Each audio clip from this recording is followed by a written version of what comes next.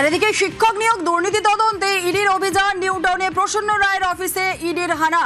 আরো একবার আপনাদের জানাই, শিক্ষক নিয়োগ দুর্নীতি তদন্তে ইডির অভিযান, নিউ টাউনে প্রসন্ন রায়ের অফিসেও হানা ইডির। সান্নিক রয়েছে, আরো বিস্তারিত জানাবে সান্নিক।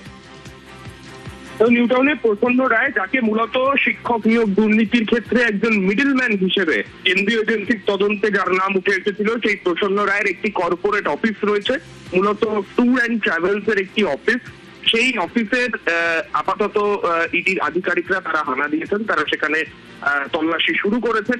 আমরা জানি প্রথমে সিবিআই, পরবর্তীতে ইডি এর আগে প্রসন্ন রায়কে গ্রেপ্তার করেছিল এবং তার প্রায় 58 কোটি টাকার সম্পত্তি বাজেয়াপ্ত পর্যন্ত হয়েছিল।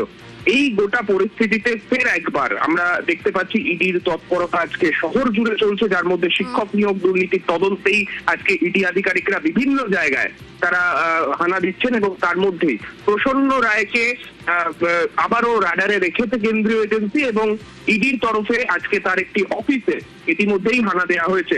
2024 সালে আমরা জানি এর আগে ইডি তাকে গ্রেপ্তার করেছিল, পরবর্তীতে জামিন পান প্রসন্ন রায়। এই একই বিষয়ে আবারও সেই শিক্ষক নিয়োগ দুর্নীতি তদন্তে ফের একবার প্রসন্ন রায়ের যে সম্পত্তি বা বিভিন্ন জায়গায় যে অফিস রয়েছে, সেই অফিসগুলির দিকে নজর দিচ্ছেন কেন্দ্রীয় এজেন্সির তদন্তকারী আধিকারিকরা।